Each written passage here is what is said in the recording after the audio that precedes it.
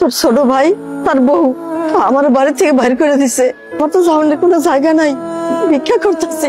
আমি নাকি তোর ভাইয়ের কাছে বুঝাই গেছি তোর ভাইয়ের শ্বশুর শাশুড়ি তারা বেড়াতে আইছে, আমি থাকলে নাকি আগে থাকার জায়গার সমস্যা হয়ে যায়, লেগে আমার কইলো বাড়ি থেকে চলে যেতে। সবই বুঝলাম তোমার কথা, বাসায় গেল না কেন? তুমি তোমার বাসা চেনো? আমি চাই না আমার লেগে তোকে ফ্যামিলিতে আবার অশান্তি হোক, ওরা ভালো থাক, আমি এইটাই চাই। আমার নিয়ে কোনো চিন্তা করিস না বাজার। তোমার পাইছি আমি এতদিন পরে, আমার বাসা চলো। বাসা যাবে মানে? আর বাসা যাবে কেন যাবে? তোমার মাকে কি এমনি এমনি বের করে দিছে তোমার ভাইয়ের বউ? নিশ্চয়ই কিছু করছে, আর নাহলে অকারণ তোকে বের করে দেয় না। আর তুমি কিভাবে মনে করলা যেরকম একটা অকর্মার ঢেকিকে আমি আমার বাসায় নিয়ে উঠাবো? কোনোদিনও না। তোমার ছোট ভাইয়ের বউ যেহেতু রাখতে পারেনি, আমি কেন রাখবো? কখনোই না। আমার মা আমার বাসা যাবে, তোমার সমস্যা? আমি তো বুঝলাম না। আমার সমস্যা আছে। তোমার মায়ের গেটআপ দেখো, অবস্থা দেখো। আমাদের বাসায় আমার বাবা থাকে, আমার বাবার সামনে যদি তোমার মাকে নেই তো আমি কি বলবো তাকে যে কেন হুট করে এইভাবে ফকিন্নি ভিক্ষুক অবস্থায় নিয়ে আসছি? তখন এক্সপ্লেইন করবে আমার বাবার সামনে যে তোমার ছোট ভাই আর ছোট ভাইয়ের বউ তোমার মাকে ঘর ধাক্কা দিয়ে বের করে দিছে আর তুমি নিয়ে আশ্রয় দিছো। কিভাবে শ্বশুরের সামনে কথা বলবা? আমার বাবা যতদিন আমার বাসায় আছে, তোমার মা কেন, তোমার কোনো আত্মীয় স্বজন আমি নিবো না। তুমি আমার মাকে ভিক্ষুক বললা? ভিক্ষুককে ভিক্ষুক বলবো না তো কি বলবো? ম্যাম সাহেব বলবো? সে আমার মা, সে আমাকে গর্বে ধারণ করছে। আরেকটা কথা বলো, মা চলো তুমি আমার বাসা চলো। আমি দোয়া করি তোরা ভালো থাক, আমার জন্য অশান্তি দরকার নাই, ভালো থাক বাবা। মা মা,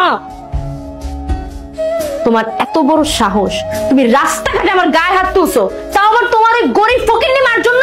দেখো, মুখে লাগাম দাও, আমি বলতেছি মুখে লাগাম দাও। তুমি আমার মাকে আজে বাজে কথা বলছো, এই জন্য আমি তোমার গায়ে হাত দিচ্ছি। আমি কি মিথ্যা কিছু বলছি? হ্যাঁ, যা সত্যি আমি তাই বলছি। তোমার মা তো একটা অলক্ষী।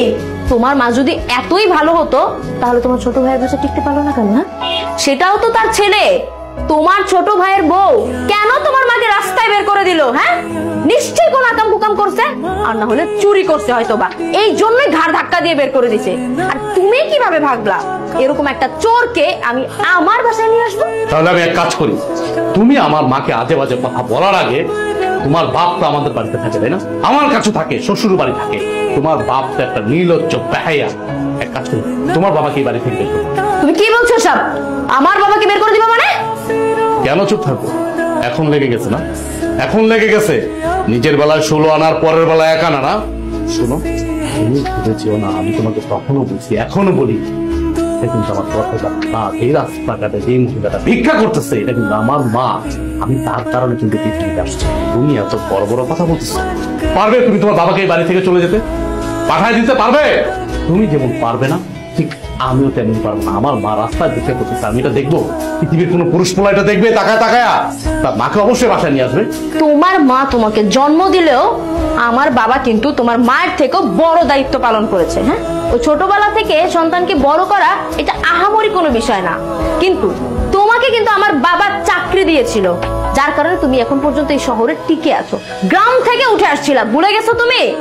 আমার বাবাকে যদি তুমি এই বাড়ি থেকে বের করে দেওয়ার কথা বলো তাহলে ওটা হলো তোমার অকৃতজ্ঞতা, বুঝতে পারছো?